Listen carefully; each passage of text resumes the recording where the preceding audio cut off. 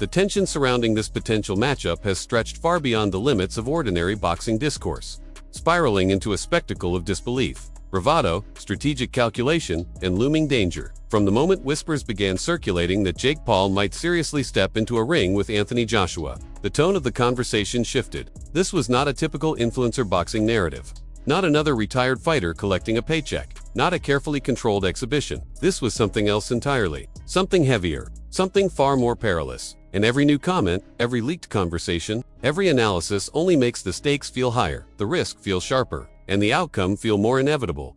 From the very beginning, seasoned fighters made it clear that defeating someone like Joshua requires far more than punch power. It demands spirit, discipline, and a level of ring intelligence that can only be forged through years of battling the world's most dangerous opponents. Analysts warned that Jake Paul is not even equipped to fight a heavyweight like Joshua, let alone survive his strength, size, and precision. Joshua is not the type of fighter who takes things lightly. Even if he tried to pull his punches, even if he attempted to treat the match like a friendly spar, his power would still do damage. His easy shots still carry the weight of a sledgehammer. His jabs alone could wobble men who have fought at the elite level for decades. Still, Jake Paul insists he has the power to knock Joshua out, portraying himself as a man born for this moment. He believes he's fulfilling a prophecy, delivering a knockout he feels should have happened years ago. In his mind, $50 million was once the barrier between him and destiny, and now he claims he will deliver a knockout worth that price. But Joshua counters with cold realism. He dismisses the idea that he ever ducked Paul, emphasizing that money has always guided business decisions. If someone had truly placed $50 million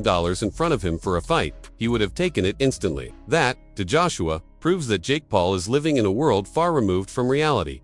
Former champion Chris Algieri breaks down the situation more strategically, noting that the fight gives Joshua a chance to rebuild momentum after inactivity and mental setbacks, not physical ones. Joshua needs a return to the ring to reset his rhythm, sharpen his timing, and regain confidence. Facing Jake Paul is a low-risk, high-reward opportunity, where Joshua can earn an enormous purse while keeping danger minimal. For him, it serves as the perfect tune-up before bigger and more meaningful fights. And yet, even with this advantage, analysts insist that it cannot and should not be treated as an exhibition. Joshua is still a heavyweight, still a world-level monster, still someone who hits harder than almost anyone alive. As debates unfold, the fight's complexity grows. Some ask whether the matchup could be declared an exhibition due to weight differences, but others shut that down immediately. Heavyweight is heavyweight. If Jake Paul wants to call out real heavyweights, especially someone like Joshua, then gloves must be 10 ounces. Rounds must be 10, and rules must be real. Anything else would be mockery. Jake cannot demand respect, but hide behind modified rules. If he steps into that ring, it must be under true boxing terms. And surprisingly, many analysts admit they would respect him deeply for doing so. Because no matter what anyone thinks of Jake Paul, stepping into a ring with Anthony Joshua takes courage so immense it borders on madness. Eddie Hearn, the man closest to Joshua's negotiations, reveals that while talks have begun, nothing is close to finalized. The biggest obstacle is Jake Paul himself. Jake has a long history of sudden changes, cancellations, and last-minute switches, making it difficult to plan serious preparations. Joshua's team must therefore stay cautious, training with one eye on the opportunity and one eye on the uncertainty. If Jake fully commits, Hearn confirms that Joshua could walk away with a career-high payday, but he refuses to get excited too early, acknowledging that Jake has used big names for attention before, and until contracts are signed, anything can happen.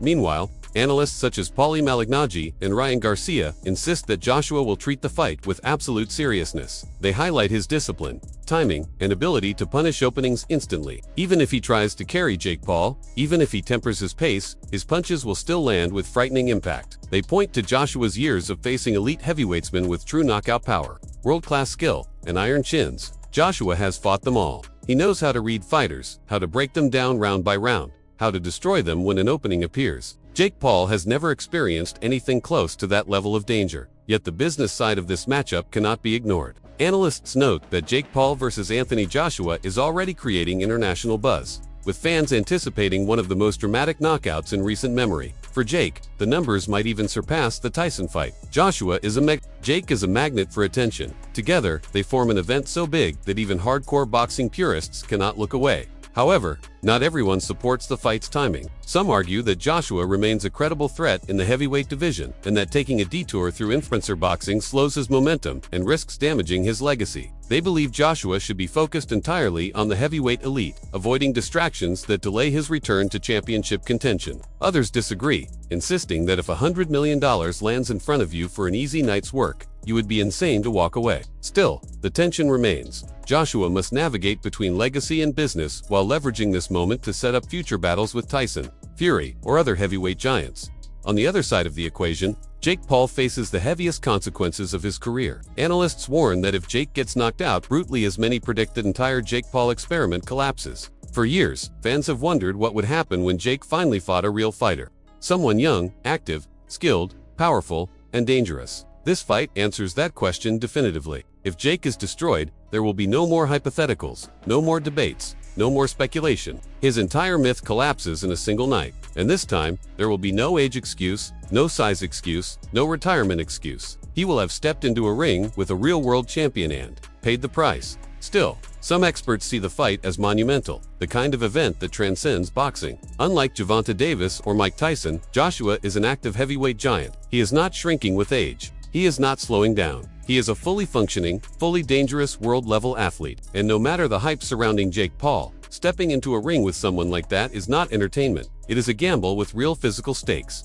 Yet despite all the warnings, despite all the doubts, despite all the fear, the potential fight continues building momentum. Analysts see the massive numbers it could generate, and fans cannot stop talking about it. Whether people want to see Jake Paul shock the world or get violently humbled, the world is paying attention, and in boxing, that alone is enough to push the negotiation forward. Let me know what you think. Is Jake Paul boldly chasing glory or recklessly sprinting into disaster? Could this fight redefine his legacy or bring it crashing down for good? Share your thoughts in the comments. And if you enjoyed this dramatic breakdown, make sure to hit like, subscribe, and turn on notifications so you never miss the next deep dive into boxing's most explosive stories.